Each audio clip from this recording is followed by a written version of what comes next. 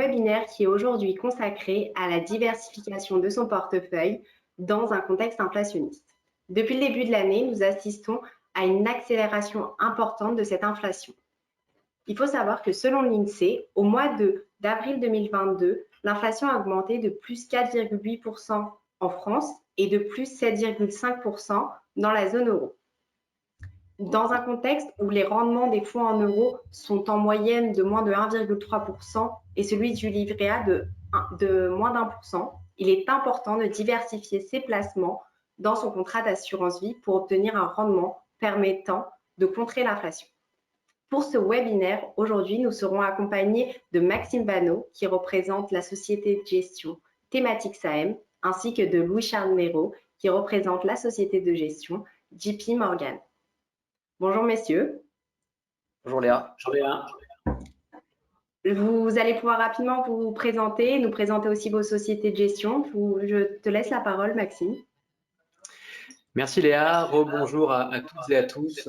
Merci de nous écouter. Merci à Alta Profit et à Léa pour cette introduction et leur invitation. Je me présente, je suis Maxime Vanneau. J'ai le privilège ce soir de représenter avec beaucoup de conviction une maison de gestion qui s'appelle Thematics Asset Management, qui, comme son nom l'indique, est l'expert de la gestion à thème, thématique. C'est une maison de gestion qui est relativement récente puisqu'elle a été lancée il y a 3 ans par d'anciens collaborateurs d'une grande banque suisse connue de tout le monde, qui, après avoir travaillé une dizaine d'années en tant que salarié collaborateur et avoir vu naître, puis évoluer et devenir une gestion thématique de plus en plus légitime dans les placements financiers, eh bien, ont souhaité se lancer à leur compte, entreprendre, devenir entrepreneur. C'est comme ça qu'est né Thematics Asset Management. C'est un modèle qui combine le meilleur des deux mondes entre des associés fondateurs dont le métier historique est de faire de la gestion d'actifs thématiques avec des portefeuilles actions de conviction adossés à un grand groupe qui est le groupe Thematics CCM, qui apporte à Thematics AM tout ce qu'ils ne savent pas faire ou n'ont pas envie de faire dans leur quotidien. Donc c'est vraiment la combinaison d'une approche entrepreneuriale combinée à un grand groupe qui leur apporte de la solidité, de la robustesse et de la visibilité. Ce sont des gens qui souhaitent aujourd'hui, c'est peut-être encore plus vrai dans les marchés chahutés du moment, redonner du sens et du bon sens dans les placements financiers des clients en basant leur thématique d'investissement, et on y reviendra, portées par de grandes forces qu'on appelle des méga tendances qui sont 100% prévisibles et le sont sur le long terme et qui vont constituer le vent dans les voiles de leur gestion. Voilà, je crois qu'on aura l'occasion d'y revenir pendant le webinaire. Merci beaucoup. Louis-Charles, je te laisse la parole. Oui, bonjour à tous. Bonjour Léa. Merci effectivement à ta profit de cette invitation. Je suis ravi de partager un peu les convictions de JP Morgan Asset Management. La maison de gestion JP Morgan ou JP Morgan, moi ça fait 7 ans donc, que je suis dans cette société. Je ne sais toujours pas si on doit dire JP Morgan ou JP Morgan, mais effectivement JP Morgan Asset Management est la filiale de gestion d'actifs de la toute première banque américaine. On est présent dans une trentaine de pays. Et ce qui fait de nous un des leaders de la gestion d'actifs dans le monde. Mais plus important que ces grands chiffres, c'est vrai que ça nous permet d'avoir une expertise, allez, on va dire assez pointue sur les principales classes d'actifs, les principales zones géographiques et surtout une expertise vraiment globale avec à peu près 1 millier de gérants, analystes et stratégistes dans cette trentaine de pays. En France, on n'a pas d'équipe de gestion à proprement parler. On est des équipes donc de distribution de fonds. En Europe, nous sommes condamnés à la performance puisqu'on n'a pas de banque, on n'est pas associé à la banque. Vous ne voyez pas d'agence de bancaire JP Morgan comme vous pouvez en voir notamment aux États-Unis. Et malgré ça, les encours sont relativement importants. On a un historique qui est très long avec la France, et c'est vrai qu'on aime bien le rappeler. On se targue d'être la plus française des banques américaines, et c'est plutôt vrai puisqu'on est implanté en France depuis le milieu du 19e siècle, et ça nous situe à peu près en même temps que le Crédit Lyonnais ou la Société Générale, donc des banques que vous connaissez bien. Et nous sommes place Vendôme. Je crois qu'on a la photo de nos locaux un peu dans un slide suivant. Nous sommes place Vendôme depuis maintenant une centaine d'années, pour la petite histoire, je vais pas être trop long, mais on s'est implanté pendant la Première Guerre mondiale. Et puisqu'on a financé l'État français, on a eu le droit d'acheter ces magnifiques locaux Place Vendôme, alors qu'à l'origine, uniquement des Français pouvaient acquérir un immeuble sur la Place Vendôme. Donc voilà, on a beaucoup d'expertise. On ne va pas avoir le temps de parler de toutes les expertises aujourd'hui. On a beaucoup chez Alta Profit.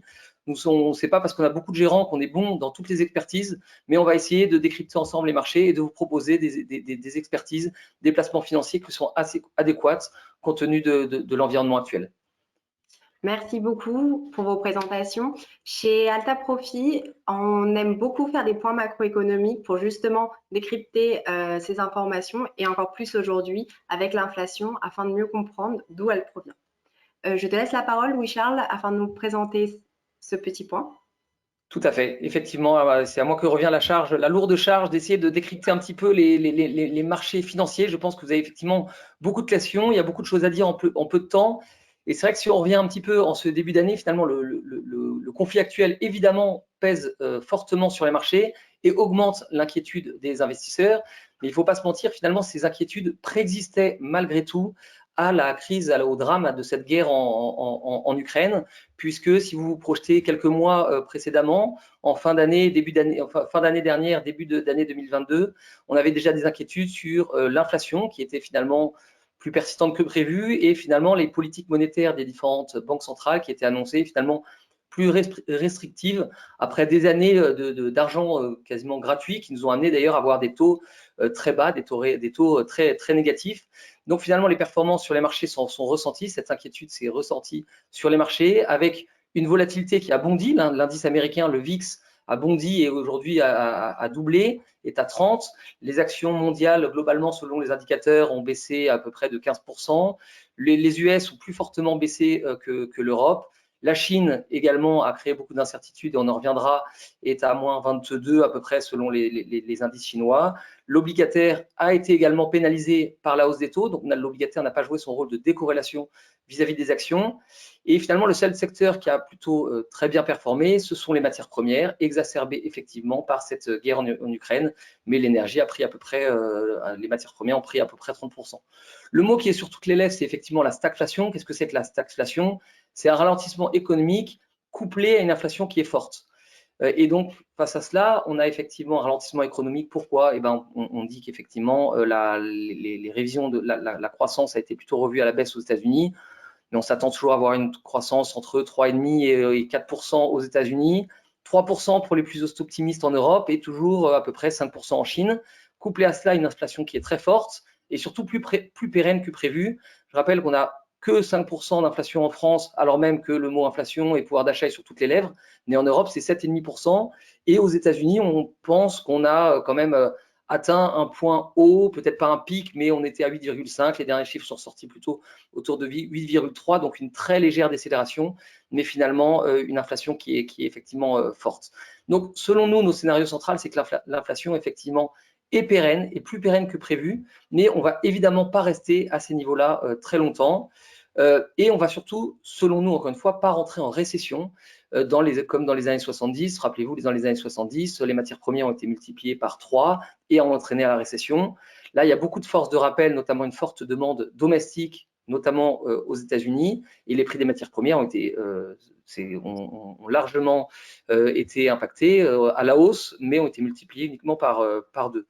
Donc, pour y faire face, effectivement, les banques centrales vont être obligées, pour faire face à cette inflation, les banques centrales vont être obligées de faire des hausses des taux. On s'attend à ce que les taux directeurs américains finissent en fin 2022 autour de 3% et que les taux directeurs en Europe, à partir de cet été déjà, commencent à revenir et en fin d'année au-dessus de 0.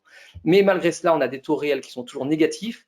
Et j'en viens à ce slide, finalement, que faire aujourd'hui? Eh bien, de la méthode. Vous voyez ou pas, finalement, ça, c'est la performance des classes d'actifs depuis 2012. C'est un véritable patchwork et la logique, c'est qu'il faut diversifier. C'est un peu le championnat du monde des classes d'actifs. C'est jamais la même classe d'actifs qui performe. Donc, il faut diversifier, il faut rester investi, mais surtout rester diversifié, investir avec méthode. Et sur le second slide, on voit également qu'il ne faut pas prendre peur. Vous avez la performance annuelle et le recul en cours d'année depuis les années 80.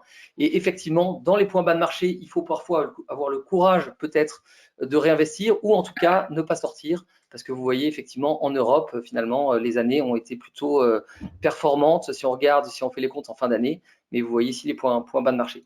Donc voilà, investir avec méthode, et on aura le temps d'y revenir, mais nous plutôt, on voit plus de croissance aux États-Unis qu'en Europe. Voilà. Merci beaucoup, Louis-Charles. Nous allons maintenant rentrer dans le vif du sujet avec cette question qui intéresse particulièrement et qui a été évoquée pour nos auditeurs, c'est cette diversification. Selon toi, Maxime, comment pouvons-nous arriver à diversifier notre portefeuille et en assurance vie ou dans notre PER? Et est-ce que justement la diversification est réellement indispensable et comment le faire dans ce contexte inflationniste? Oui, merci Léa pour la question et je crois que c'est une question qui est d'autant plus importante dans les marchés que l'on connaît depuis le début de l'année qui sont extrêmement chahutés et où il ne faut surtout pas, en tant qu'épargnant, se laisser embarquer par l'émotion. Et donc l'idée ici est vis-à-vis de ce que vient de dire Louis-Charles, on voulait vous remémorer un petit peu les règles d'or de l'investissement dont la diversification fait partie et c'est ainsi qu'on a listé quelques règles qu'on estime comme étant les règles d'or. La première évidemment, c'est avant toute diversification, c'est définir une allocation de portefeuille, une allocation de vos placements financiers qui correspondent à votre profil de risque. Et j'entends par cela quoi? J'entends par cela définir au départ, en amont, avec vos conseillers financiers chez Alta Profit, la quote-part de fonds euros que vous voulez allouer dans votre portefeuille en fonction de ce profil de risque. On estime qu'il y a 3 profils en fonction des spécificités de chacun et des besoins et des projets. Le profil prudent, équilibre et dynamique, et qu'on associe pour chacun de ces profils la brique fonds euros. Ce peut être 50 à 60% pour le prudent, une quarantaine de pourcents pour l'équilibre et une vingtaine de pourcents pour le profil dynamique, pour les plus offensifs d'entre vous, pour ensuite pouvoir allouer à côté de cette poche de fonds euros eh bien, des actifs risqués plus dynamique, risquée par définition et donc avec une performance plus importante. Cette poche de fonds euros, il faut l'avoir de deux manières à notre avis. La première, c'est que c'est une poche qui peut vous permettre, et c'est peut-être encore plus vrai dans des marchés chahutés, eh bien de rentrer dans vos placements financiers de manière lissée et périodique, et une poche qui peut vous servir par ailleurs pour écrêter les plus-values générées sur d'autres actifs. Le deuxième niveau consisterait à déterminer un niveau de perte maximum, autrement dit, maîtriser ses émotions et afin justement de ne pas se laisser entraîner par l'émotion, définir des règles à l'avance. Ces règles, elles peuvent être de différents types. L'idée ici peut-être de vous évoquer les principales, c'est peut-être se fixer une discipline de sécurisation et d'écrêtage des plus-values et le faire à l'avance et ne pas y déroger lorsque les placements financiers sont réalisés. J'attire votre attention sur le fait qu'on entend moins parler aujourd'hui des stop-loss, de sécuriser à la baisse et c'est peut-être quelque chose sur lequel il faut faire très attention puisque vous savez que les marchés financiers vont extrêmement vite dans un sens comme dans l'autre et sont capables de baisser et de remonter très très vite. Donc on aura plutôt tendance à mettre de côté ce dispositif-là. On voulait également vous évoquer quelques éléments financiers dans la détermination de ce niveau de perte à comprendre et à lire sur les reportings avec vos conseillers financiers. Un, c'est la volatilité, c'est l'écart de performance que vous pouvez avoir par rapport à la moyenne de la performance générée par un placement financier. Le max drawdown, autrement dit la perte maximale entre le moment où vous pourriez rentrer au plus haut et la baisse la plus importante que vous pourriez caractériser sur un placement financier. Et puis, on ne l'a pas mis ici, mais le délai de recouvrement. Je sais que l'enjeu est de préserver au maximum le capital investi et de générer des petits et des intérêts.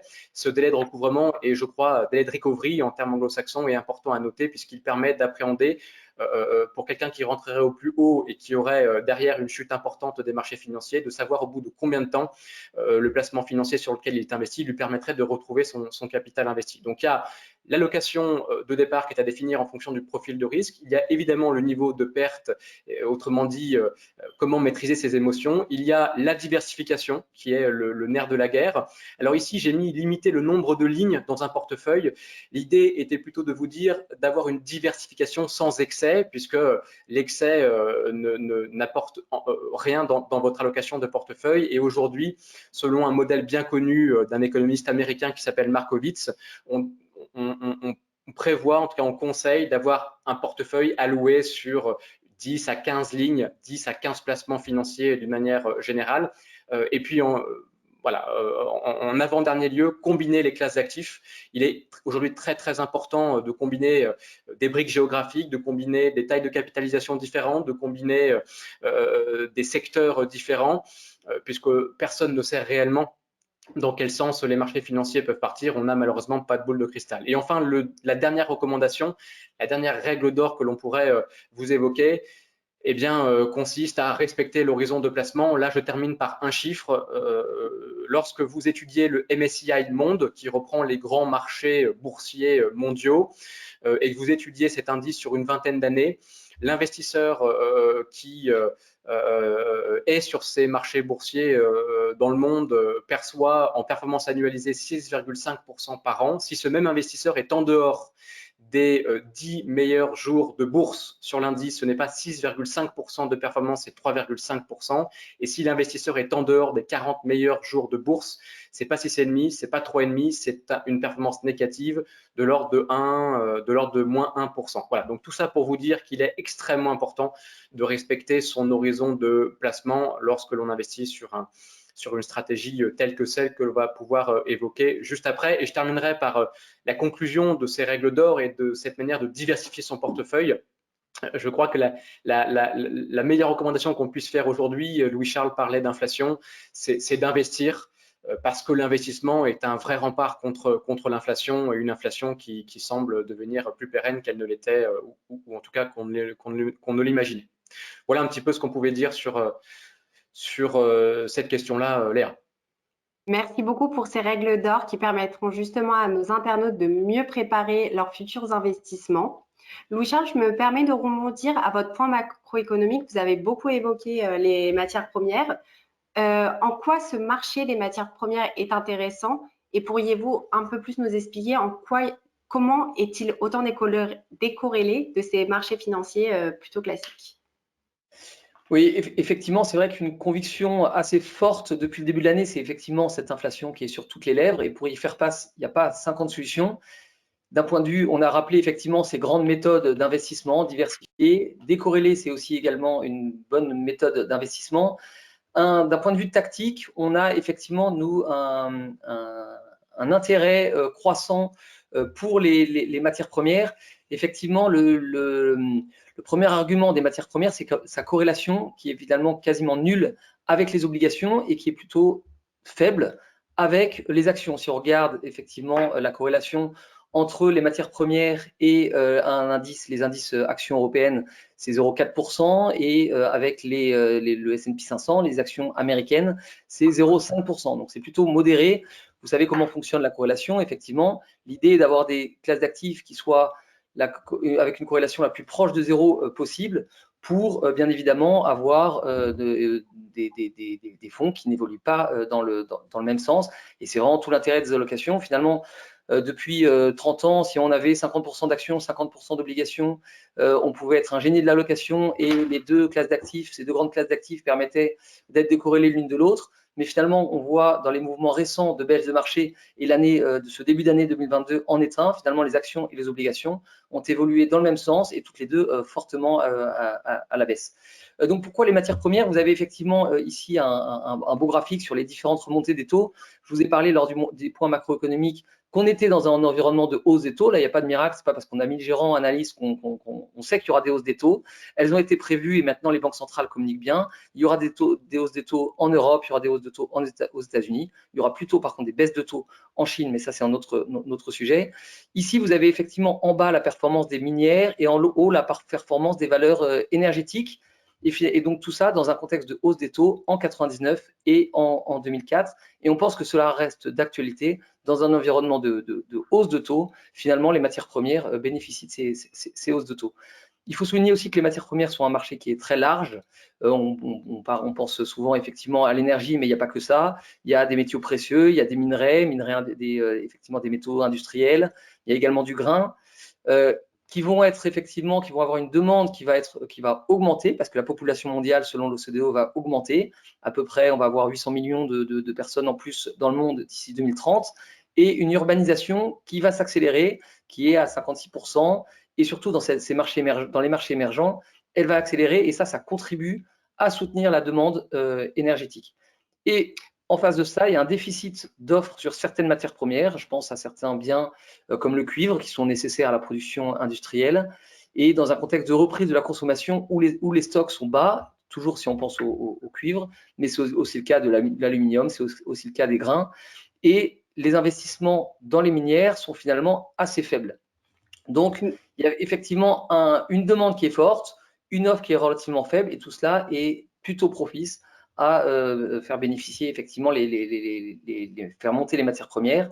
Et finalement, si le VIX est l'indice de la peur, l'or est peut-être la matière première par excellence de la peur, et ces métaux précieux, l'or, mais même le platine, servent effectivement dans des contextes plutôt industriels, dans beaucoup d'industries, et sont plutôt résilients dans la baisse et indexés à la hausse des taux. Donc oui, on pense que les matières premières sont plutôt une bonne protection dans ce contexte d'inflation, et même une bonne protection face aux risques géopolitiques auxquels on est confronté.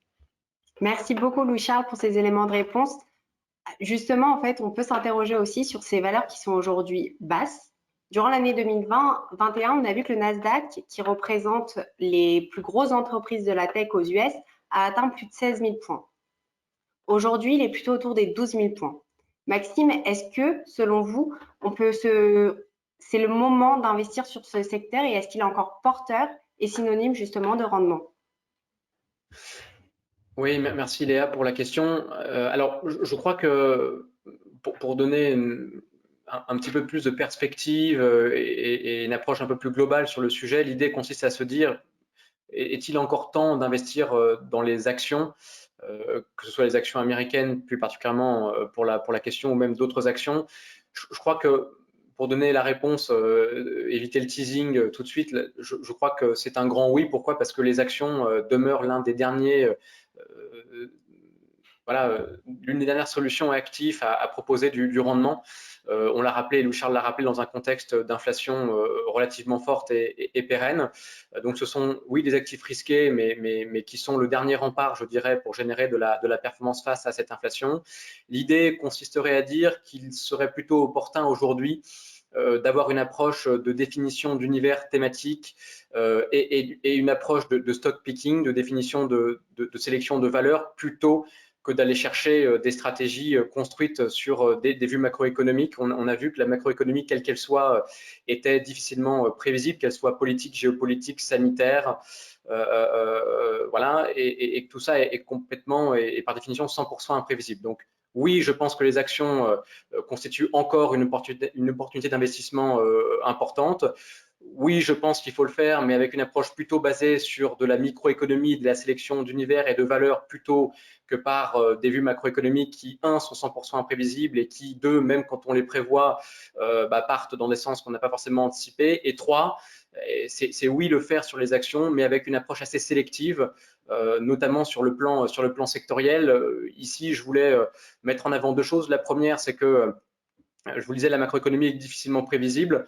L'approche thématique sectorielle est, elle, portée par toute autre chose que la macroéconomie, par des forces qu'on appelle des forces primaires, par des méga tendances que j'ai listées ici, la démographie, l'innovation technologique, la mondialisation, la rareté de la ressource.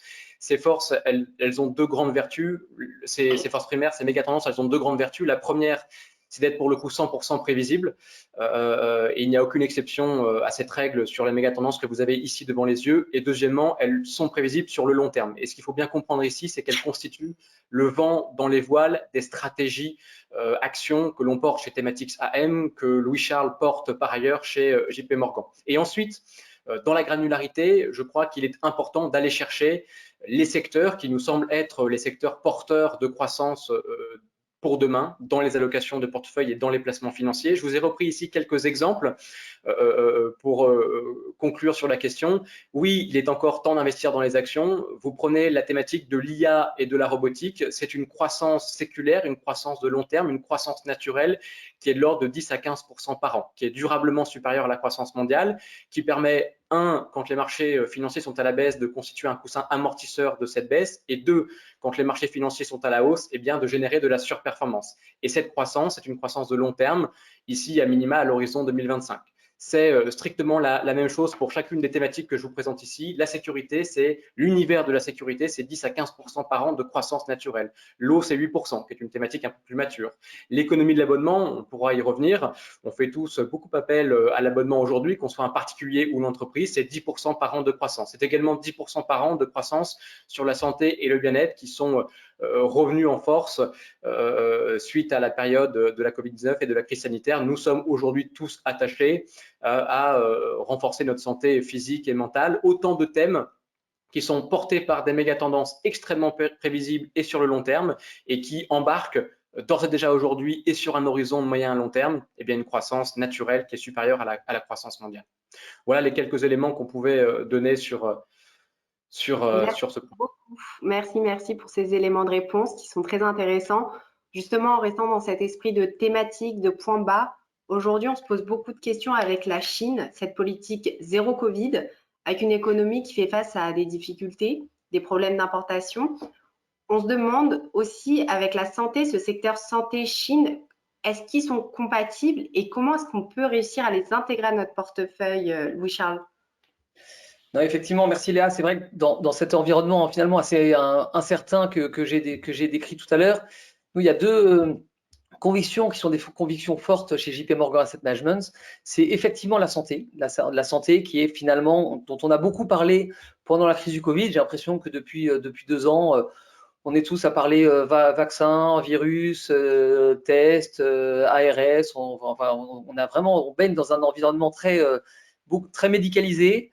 Mais finalement, ça se ressent assez peu dans les portefeuilles et cette thématique de la santé, qui est pour autant une thématique très porteuse et peu investie dans les différents portefeuilles, alors que c'est une véritable tendance de fond. Il y a beaucoup d'enjeux, il y a beaucoup d'innovations, donc c'est un vrai sujet et surtout les valorisations donc, sont relativement maintenues dans un environnement, malgré la baisse de cette année où beaucoup de classes d'actifs, beaucoup de zones géographiques, beaucoup de secteurs sont malgré tout relativement chers, et ben la santé fait plutôt figure de parent pauvre de ce point de vue-là. La santé, c'est un secteur qui est très vaste. Pour parler uniquement de la santé aux États-Unis, c'est à peu près 18% du PIB américain. Donc, c'est effectivement très important. Et il y a une très forte demande qui va venir aussi des pays émergents, avec une classe moyenne qui commence à émerger dans un pays comme la Chine que tu citais, Léa. C'est 350 millions de Chinois qui vont accéder à la classe moyenne d'ici 2030. Donc, une fois qu'on accède à la classe moyenne, qu'on peut se loger, effectivement, on peut également se soigner. Et ça, c'est un vecteur très important de soutien, donc une demande très forte. Et puis également, le secteur de la santé, c'est très résilient. Pourquoi? Parce qu'on le voit dans les études d'opinion, le secteur de la santé, les soins de santé, c'est finalement ce qu'on coupe en dernier quand on n'a plus d'argent. C'est vraiment la santé qu'on coupe sans doute en dernier, avant évidemment les loisirs, avant le tourisme ou avant plein d'autres choses. Donc, pour nous, il y a 4 moteurs véritablement de ce secteur de la santé. C'est l'innovation, la démographie, les marchés émergents et la dynamique de fusion-acquisition. Si on s'arrête juste sur l'innovation, effectivement, c'est un des secteurs de la santé qui innove le plus. C'est à peu près 14% du chiffre d'affaires qui est investi dans la recherche et le développement dans la santé. Donc, finalement, ce secteur investit quasiment autant, voire plus que le secteur technologique, qui est souvent cité comme un secteur très innovant. Et ça depuis longtemps, d'ailleurs dans l'histoire, on va sans remonter non plus à l'Antiquité, mais les vaccins, les traitements de la douleur, la radiologie, les greffes, les robots, la santé à domicile, tout ça, ça a vraiment transformé et ça a permis surtout de doubler l'espérance de vie depuis 1900. Et ça, donc, c'est véritablement important et présent dans nos vies. Et récemment, très simplement, ça a permis de sortir évidemment de la crise du Covid qu'on a connue. Le deuxième vecteur, donc il y a eu l'innovation, la démographie, bien sûr le vieillissement des populations. D'ici 2100, à peu près 1/5 de la population mondiale aura plus de 65 ans. Donc c'est évidemment pas très enthousiasmant, mais pour le secteur de la santé, c'est bénéfique, puisque effectivement, plus on vieillit, plus on a besoin de soins de santé. Quand on vieillit plus longtemps, il faut vieillir mieux et donc avec une meilleure santé. Et donc ça, c'est bénéfique pour ce secteur-là. Les marchés émergents, j'en ai parlé, effectivement une demande de plus en plus forte. Et les fusions-acquisitions, effectivement, dans certains sous-segments de la santé. Vous avez ici les 4 sous-segments qui sont investis au sein de notre fonds. Secteur pharmaceutique, biotechnologie, technologie médicale et services de santé. Et bien effectivement, il y a beaucoup d'entreprises pharmaceutiques qui ont amassé beaucoup d'argent, beaucoup de cash dans leur bilan et qui ont cette capacité d'investir, notamment dans des plus petites sociétés, dans des biotech porteuses, et donc de faire de la croissance externe pour performer. Et donc, c'est un secteur qui est a priori assez dynamique. Donc voilà ces quatre piliers, la raison pour laquelle on est assez... pour ces piliers, c'était très intéressant. Maintenant, nos auditeurs et nos internautes se demandent énormément dans quoi est-ce qu'ils peuvent investir, quels sont les fonds qui sont à disposition. Donc, Louis-Charles, pourrais-tu nous présenter quelques fonds de la maison qui sont bien évidemment disponibles sur les contrats pour nos internautes? Et effectivement, assez rapidement, effectivement, les trois, pas ce slide, mais celui d'après sans doute, les trois éléments qui ont notre préférence, c'est effectivement les ressources naturelles, et j'en ai parlé, c'était un peu notre première proposition d'investissement pour faire face à l'inflation. On a un fonds qui s'appelle Global Natural Resources, qui est évidemment disponible via Alta Profit, avec des métaux précieux, des métaux industriels et de l'énergie. C'est un fonds qui est 100% action avec 52 titres, investi à 65% aux États-Unis, et il y a eu des très belles performances évidemment en 2021, mais si notre scénario est que cette inflation est finalement plus pérenne que prévu, et ce fonds pourrait en bénéficier. C'est un bon fonds tactique. Le second segment dont je vous ai parlé, c'est la santé, un fonds action très US, et donc c'est le slide suivant, un fonds qui est très investi également aux États-Unis, un segment qui est plus profond, c'est en bas donc. On a à peu près 300 titres qui représentent l'univers d'investissement, et ensuite l'équipe de gestion avec notamment deux co-gérants qui sont à New York, dont l'un est une ancienne pharmacienne qui sélectionne effectivement un titre. Donc c'est vraiment un fonds de conviction. Et le dernier fonds dont je voulais quand même vous parler, c'est la Chine. C'est vrai que c'est une thématique, c'était la question de Léa tout à l'heure. C'est vrai que c'est nous, on a vraiment une appétence qui est forte pour la Chine. Vous allez pouvoir me répondre effectivement que depuis à peu près 15 mois, c'est pas forcément payant comme investissement, mais sans doute, on y voit vraiment un vent long terme très favorable, malgré les vents court terme qui sont effectivement complètement contraires. En l'occurrence, la politique de zéro Covid qui est menée par le gouvernement chinois, qui n'est pas prêt de s'arrêter, le ralentissement de la croissance économique. Mais pour autant, nous, on a la faiblesse de penser qu'on ne peut pas être absent d'un pays qui fait à peu près 20% du PIB mondial, qui a une capitalisation qui est très importante. Et nous, au sein de la Chine, ce qu'on préfère, c'est le marché à chinois, parce qu'on est investi aux côtés des Chinois. Je vous ai parlé des classes moyennes chinoises. Et l'épargne qui est importante des Chinois, a priori, on peut penser qu'elle va plutôt aller sur le marché A, qui est leur marché domestique, un petit peu le CAC 40 chinois, mais qui est quand même 5 fois plus large que le CAC 40, justement. Donc, voilà, ces trois fonds, un fonds santé Global Healthcare, un fonds qui s'appelle Global Natural Resources, et peut-être surtout ce fonds China A-Share Opportunities pour les convictions fortes qu'on a sur la Chine. Merci beaucoup. On va maintenant passer au fond de la maison Thématique AM afin de les présenter à nos auditeurs qui sont toujours bien présents sur nos contrats d'assurance vie et PER. Merci Léa. 1 minute par fonds pour vous évoquer deux idées d'investissement. La première que je voulais évoquer ce soir avec vous, c'est Thematics Meta.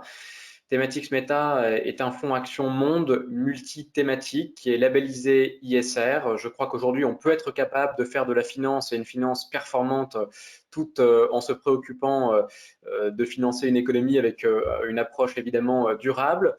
C'est un fonds qui a été construit, fait pour vous, qui est aujourd'hui investi de manière équipondérée sur 5 grandes thématiques qui nous semblent être les thématiques porteuses dans le monde de demain. 20% investis par le fonds sur la thématique de l'IA, de la robotique, 20% sur la sécurité, 20% sur l'eau, 20% sur l'économie de l'abonnement et 20% sur le bien-être. L'idée ici est vraiment de vous offrir en un seul et même fonds l'intégralité de l'expertise de la société de gestion Thematics AM en confiant à nos gérants l'allocation de chacun de ces thèmes, en leur confiant la gestion du risque associé à chacun de ces thèmes.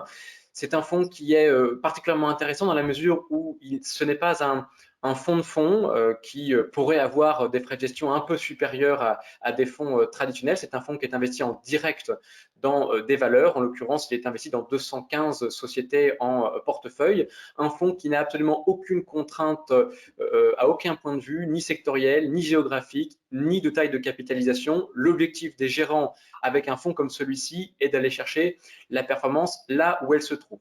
Chacune de ces 5 poches thématiques sont par ailleurs rebalancées à la fin de chaque mois. La poche qui a surperformé est écrétée, la poche qui a sous-performé est renforcée. C'est quelque chose qui nous permet de conserver l'équipondération et je dirais un acte de gestion que vous n'auriez peut-être pas le temps ni le courage de faire en direct. C'est un fonds qui sort de 3 très belles années de performance et pour lequel je vous ai rappelé la performance annualisée qui est plutôt excellente et qui est de presque 12%, 11,6% pour être très précis. Un fonds en somme qui vous permet d'investir sur l'une des 2 grandes révolutions de demain, qu'est la révolution digitale. Voilà, pour Thematics Meta, je crois qu'on peut évoquer la deuxième idée d'investissement qu'est Thematics Safety, qui arrive juste après, normalement, puisque si vous avez une conviction un peu plus forte sur une thématique, et en l'occurrence chez nous, à court, moyen terme, elle est prononcée sur Thematic Safety. Vous avez donc ici un fonds qui est investi sur l'univers de la sécurité. Vous ne vous en rendez peut-être pas compte, mais c'est un thème qui offre à la fois beaucoup de croissance et de résilience. Beaucoup de croissance parce qu'on est tous confrontés dans notre quotidien à énormément de contenu en sécurité, qu'on soit un particulier, une entreprise ou un gouvernement. Vous vous levez le matin, vous vous couchez le soir, vous consommez sans forcément faire attention énormément de contenu en sécurité. Vous vous levez le matin, vous faites un café, un thé, un jus d'orange pressé, vous avez un réseau de gaz ou d'électricité qui est sécurisé. Vous allez au bureau en train, en voiture, en métro, en trottinette, vous avez du contenu en sécurité dans le moyen dont vous êtes transporté. Vous arrivez au bureau, vous avez un contrôle d'accès pour rentrer dans l'immeuble, vous arrivez devant votre ordinateur, vous avez également des contrôles de sécurité d'accès à votre PC. Vous allez déjeuner, vous avez une sécurité évidemment sur l'alimentation, j'en passe et des meilleurs, on en consomme absolument toute la journée. Même dans les pires conditions économiques qu'on puisse imaginer, parce qu'on parle aujourd'hui de marchés financiers qui sont un petit peu chahutés, on ne coupe jamais ses dépenses en sécurité. Vous êtes chef d'entreprise, vous faites demain une mauvaise année, c'est pas pour autant que vous allez couper vos dépenses en sécurité informatique. Et dans un fonds comme celui-ci, vous avez une approche très globale qui consiste à investir à la fois sur la sécurité du monde digital. Vous retrouvez évidemment des problématiques de cybersécurité qui ont été renforcées par le conflit russo-ukrainien. Vous retrouvez la sécurisation des moyens de paiement digitaux. On fait tous aujourd'hui beaucoup appel aux moyens de paiement digitaux et on utilise beaucoup moins donc le cash. Et puis vous avez un fonds qui par ailleurs est investi sur la sécurité du monde réel, qui va concerner l'alimentation, qui fait l'objet d'une réglementation extrêmement stricte, évidemment. Vous avez de la sécurité dans les transports, vous avez la sécurité dans notre vie quotidienne, vous avez la sécurité sur nos lieux de travail. En tout cas, un fonds qui est extrêmement bien balancé entre une partie digitale plutôt connectée au marché américain et à la technologie et la partie monde réel plutôt connectée à des valeurs plus cycliques, à l'Europe, un fonds qui est donc, je dirais, très 4-4 en fonction des configurations de marché et qui, là aussi, offre une performance annualisée qui est plutôt excellente, qui est de 11,5%, un fonds qui est également labellisé ISR. Voilà pour les 2 idées d'investissement du moment. Merci à vous, c'était très intéressant. On va pouvoir maintenant passer à la seconde partie de notre webinaire et passer aux questions de nos auditeurs. Je laisse la parole à la régie pour vous les annoncer. Eh bien, bonsoir à tous. Pas mal de questions ce soir, effectivement. Pour tenter d'en passer un maximum et de vous les présenter, je vous demanderai, messieurs, peut-être des réponses le plus courtes possible. La première s'adresse notamment à Maxime. Lorsque vous présentiez vos règles d'or, un auditeur nous demande comment comprendre votre argumentation lorsque vous nous indiquez que la diversification est un rempart contre l'inflation. Ne vaut-il pas mieux se concentrer à contrario sur les classes d'actifs les plus pertinentes pour contrer ce risque d'inflation? Maxime. Alors, oui, un grand oui. On peut effectivement très bien avoir un portefeuille diversifié tout en ayant la possibilité de se constituer une allocation d'actifs avec les classes d'actifs les plus pertinentes. Et je prends un exemple très concret pour cela. Je crois qu'aujourd'hui, au-delà des stratégies actions que l'on a pu vous présenter avec Louis-Charles ou matières premières qui sont de véritables remparts contre l'inflation, vous avez d'autres classes d'actifs à l'image de l'immobilier par exemple et à l'image encore d'autres sous-jacents qui permettent de le faire. Donc, je crois qu'aujourd'hui, quel que soit le contexte macroéconomique et le cycle dans lequel on se trouve, l'univers de la gestion d'actifs est tellement fourni qu'on aura toujours la possibilité d'aller chercher des classes d'actifs qui permettront justement d'obtenir cette diversification qui est un rempart contre l'inflation puisque et contre aussi par ailleurs des événements qui sont complètement imprévisibles. Donc voilà, je crois qu'aujourd'hui on a les outils pour pouvoir le faire et le faire quelles que soient les configurations de marché finalement. Louis-Charles, la question suivante. Un auditeur nous demande s'il y a une différence entre des paris sectoriels pouvant, avec un certain niveau de risque, battre l'inflation et des classes d'actifs qui accompagnent l'inflation, donc via un risque minoré. Oui, il y a une différence, mais à la limite, ça serait plutôt complémentaire. Si on a parlé effectivement de classes d'actifs telles que l'énergie, les matières premières, qui peuvent effectivement battre l'inflation, malgré en effet un certain niveau de risque. Donc, il faut accepter cette volatilité, ce risque qui va en face effectivement de la performance. Le fonds dont je vous parlais sur les ressources naturelles, c'est effectivement 30% depuis le début de l'année, donc c'est largement supérieur à l'inflation. Pour autant, si dans les classes d'actifs qui accompagnent l'inflation, je pense qu'on peut parler peut-être de l'immobilier, notamment l'immobilier commercial. Je sais que les locaux commerciaux sont indexés à l'inflation. Ben, c'est plutôt complémentaire. Je ferais juste une réserve si la question de l'auditeur était sous-jacente à l'immobilier. C'est très bien, il faut être investi. Et je sais que les Français ont beaucoup d'appétence pour l'immobilier. C'est une bonne chose. Néanmoins, il faut faire attention. Parfois, ça représente une pondération trop importante dans les portefeuilles. Quand on a déjà sa résidence principale, peut-être de l'immobilier locatif, et qu'en plus on rajoute de l'immobilier au sein de l'assurance vie, ça fait peut-être une pondération qui est trop forte vis-à-vis de l'immobilier, qui a été une classe d'actifs, si on peut parler de classe d'actifs, qui a très bien performé. Mais voilà, il n'y a pas non plus que ça. Si l'intérêt de l'immobilier, c'est effectivement qu'on ne voit pas finalement la fluctuation de la performance tous les jours, comme c'est le cas pour les actions. Pour autant, sur le long terme, c'est largement les actions qui performent. Donc, il faut rester diversifié. On en revient toujours à ces méthodes. Donc, voilà, les deux sont complémentaires. Parfait, merci. La prochaine question pour Maxime. Lorsque l'on parle de ressources naturelles, peut-on faire une segmentation entre les produits les plus techniques, l'auditeur nous parle de lithium, cobalt et nickel pour les batteries, et les plus basiques, blé, maïs, huile, oléagineux. Quelle classe d'actifs, par ailleurs, vous paraît-elle la plus prometteuse sur un horizon de 10 ans? Alors peut-être une question plutôt à destination de Louis-Charles, puisque Louis-Charles est oui naturel, ce que je ne traite pas moi chez Thematic Asset Management. Je peux effectivement essayer de répondre rapidement. Après, c'est difficile de répondre sur une ressource naturelle. C'est un peu un pari assez hasardeux. C'est la raison pour laquelle nous, on préfère être investi sur le secteur. Mais je dirais peut-être favoriser sans doute le sous-secteur qui est de minerais peut-être industriels. Si on prend conscience que peut-être, oui, il y a un ralentissement, mais que la reprise va forcément revenir et qu'on aura toujours besoin de composants électroniques, je pense aux semi-conducteurs. Et donc là, dans ces cas-là, on a besoin effectivement de platine, on a même besoin d'or. Donc effectivement, ces métaux peut-être industriels, on voit que les semi-conducteurs, il y a eu beaucoup d'investissements, notamment d'usines, pour être moins dépendant de la Chine vis-à-vis des semi-conducteurs. Donc peut-être privilégier ce sous-segment-là. Mais encore une fois, c'est difficile de répondre sur un sous-segment. Et selon moi, le plus prudent, c'est malgré tout d'être investi sur un fonds un peu plus large qu'un fonds pur lithium ou un fonds pur, que sais-je, voilà, cobalt par exemple. Merci. Alors, Maxime, vous allez vous rattraper sur la question suivante. Avons-nous atteint un point bas sur les marchés ou pensez-vous que la baisse va continuer à s'amplifier? C'est une excellente question à laquelle je n'ai pas ta boule de cristal. Voilà, c'est une excellente question, effectivement, à laquelle je n'ai pas la réponse.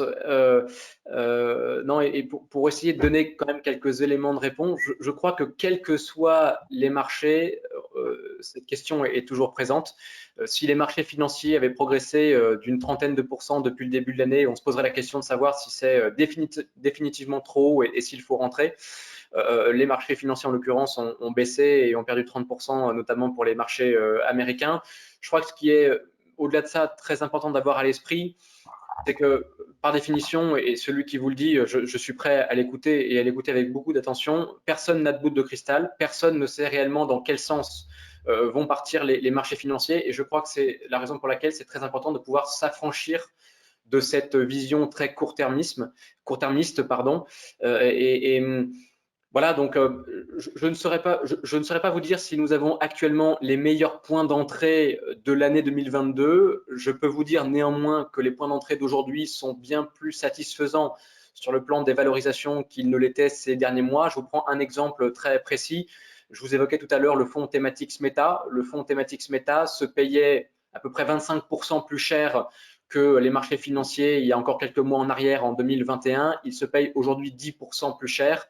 On a donc une prime de valorisation et de cherté qui a beaucoup baissé et on est en train de retrouver les niveaux de valorisation d'avant Covid qui sont ni plus ni moins que les valorisations historiques constatées sur les marchés financiers. Donc aujourd'hui, si vous êtes un investisseur convaincu par l'horizon de long terme, convaincu par des thématiques d'investissement, la meilleure recommandation que je pourrais vous faire, c'est de rentrer en versement lissé et périodique afin de lisser vos points d'entrée et de diversifier votre risque au maximum.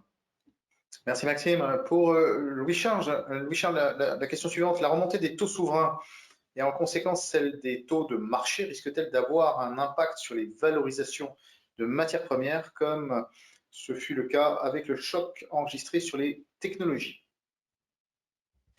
Ah oui, effectivement, les technologies ont subi un choc assez certain, en effet lié à la hausse des taux. Pour autant, nous, on est assez positif sur les valeurs technologiques, notamment américaines. Ça ne veut pas dire toutes, mais de toute façon, c'est effectivement incontournable. Mais il faut quand même voir que cette hausse des taux aura effectivement un impact sur la valorisation, sur les valeurs technologiques. Mais si on pense par exemple à Apple, juste un exemple, Apple a 200 milliards de dollars de cash dans son bilan. Donc finalement, la hausse des taux va évidemment impacter Apple, mais dans une bien moindre mesure, dans la mesure où elle a un matelas de sécurité très important. Apple 200 milliards, d'autres grosses majors, c'est 135 milliards de dollars, je crois, pour Alphabet. C'est à peu près similaire pour Amazon. Donc, il y a effectivement encore beaucoup de cash dans certaines sociétés. Donc, il ne faut pas s'imaginer que la hausse des taux va plomber à tout jamais le secteur technologique américain, qui est devenu sans doute incontournable. Maxime parlait tout à l'heure effectivement de cybersécurité. Et ben, beaucoup d'entreprises effectivement technologiques américaines investissent là-dessus. C'est également le cas d'ailleurs d'entreprises européennes. On n'a rien contre les Européens, c'est pas parce qu'on est américain qu'on dit ça. Mais effectivement, on voit quand même des points d'entrée malgré tout et cette hausse des taux est plutôt bien dans les cours des valeurs technologiques. Voilà, c'est ce qui ne veut pas dire, encore une fois, je n'ai pas de boule de cristal, ce qui ne veut pas dire que certains titres, on a vu Netflix qui a perdu quasiment 70% de sa valeur, ce n'est pas uniquement en raison de la hausse des taux, c'est aussi peut-être de positions à la limite parfois idéologiques, comme certains l'ont dit. Donc voilà, il y a beaucoup aussi de sujets, mais il ne faut pas tout mettre sur le compte de la hausse des taux. Merci Louis-Charles. La dernière question pour Maxime. Pensez-vous que l'inflation dépassera ces niveaux actuels déjà très élevés? Les statistiques nous indiquent se fondent dans tous les cas sur des prix à la consommation et on sait que les prix à la production sont de l'ordre de environ 3 fois ceux liés à la consommation. L'inflation donc va-t-elle se calmer en 2023? Demande cet auditeur. C'est aussi une excellente question et une vue macro, je pense, pour laquelle personne n'a trop de réponses. Pour vous donner là aussi quelques éléments, on est assez convaincu chez Thematics AM que nous évoluons dans un monde qui, par essence même, est quand même plutôt déflationniste, puisque on ne cesse d'entendre tous les jours un monde dans lequel on a un fort vieillissement de la population, qui est une force déflationniste, un monde dans lequel on a un vrai changement des modes de consommation, des modes de consommation plus durables, c'est une force déflationniste, un monde dans lequel on parle beaucoup de digitalisation et de robotisation de nos économies, c'est une force déflationniste. Donc, on a plutôt tendance à penser que cette inflation est plus conjoncturelle que structurelle, liée principalement au goulet d'étranglement sur les chaînes d'approvisionnement qui ne sont ni plus ni moins que le résultat non pas d'un fait structurel mais d'un fait conjoncturel qu'est la crise sanitaire et la sortie de la Covid-19. La question à laquelle on n'a pas forcément de réponse, c'est si cette inflation qui pour nous est plutôt conjoncturelle que structurelle est conjoncturelle pour 4 mois ou pour 3 ans. Ça c'est le vrai sujet, puisque cette inflation aujourd'hui commence à toucher les salaires et c'est notamment un fait qui peut nous laisser penser qu'elle pourrait être plus pérenne que tout le monde ne pouvait l'imaginer. C'est la raison pour laquelle, et je terminerai par ça, notamment parce qu'on a beaucoup parlé des actions, on s'attache aujourd'hui à avoir beaucoup d'attention sur des valeurs, des titres, des sociétés aux États-Unis, en Europe, en Asie, qui vont avoir cette capacité de répercuter ces hausses de coûts de matières premières, de chaînes d'approvisionnement et de salaires dans leur business model sans que ça ne remette en cause leur business model. Parce que ces sociétés, si elles le font aujourd'hui, si elles sont capables de refléter cette inflation dans leur marge, dans leur chiffre d'affaires, eh bien, seront capables de passer ce cap, qu'il dure 3 mois, 6 mois, 1 an ou 3 ans. Et ce qui est très vertueux, c'est qu'une fois que cette inflation se renormalisera, se stabilisera et peut-être retombera, ce n'est pas pour autant que ces sociétés rediminueront les prix des biens et services qu'elles auront précédemment augmentés. Et on repartira probablement sur un cycle extrêmement porteur, haussier et performant pour les investisseurs. Voilà ce que je peux vous dire vis-à-vis de cette inflation plutôt donc conjoncturelle pour nous. Merci messieurs pour vos points de vue et la présentation de vos fonds. En conclusion, très rapide, il est vrai que nous assistons depuis mi-2021 à un changement de paradigme sur l'inflation qui est dorénavant à des niveaux inconnus depuis 20 ans en moyenne. Ce changement est directement corrélé aux conséquences des différents confinements liés au Covid. À titre d'illustration, on ferme une lance à incendie puis on l'ouvre d'un coup. Les confinements sévères d'ailleurs à Shanghai et Shenzhen en Chine perturbent les échanges et la guerre en Ukraine pousse à des sommets les cours des matières premières fossiles et agricoles. Le constat est particulièrement clair et pourrait sans aucun doute durer. Que faire pour tenter de contrer l'érosion monétaire qu'engendre l'inflation? Plusieurs pistes sont facilement accessibles, toutes logées dans vos contrats bien entendu. Les fonds présentés ce soir par nos intervenants répondent parfaitement d'une logique de couverture du niveau actuel de l'inflation dans une trajectoire d'investissement de long terme. Autre piste, les obligations indexées sur l'inflation, les supports thématiques adossés à des matières premières sont aussi un grand classique, que celles-ci soient à connotation agricole ou liées à des enjeux de haute technicité. Plus classiquement, la classe d'actifs que représentent les sociétés civiles immobilières est un rempart pertinent pour contrer les niveaux d'inflation actuels via un risque faible, pour mémoire 3 ou 4 sur une échelle de 1 à 7. Et puis, n'oubliez pas que certains contrats, notamment le contrat Generali et le contrat Swiss Life, possèdent des titres vifs qui servent un dividende généreux. Allez, on va donner quelques exemples. AXA 6%, Crédit Agricole 10,6% et Orange 6,4%. Il me reste pour ma part à vous souhaiter une excellente fin de soirée et au plaisir de vous retrouver très rapidement sur nos lignes dès demain matin. À bientôt, au revoir.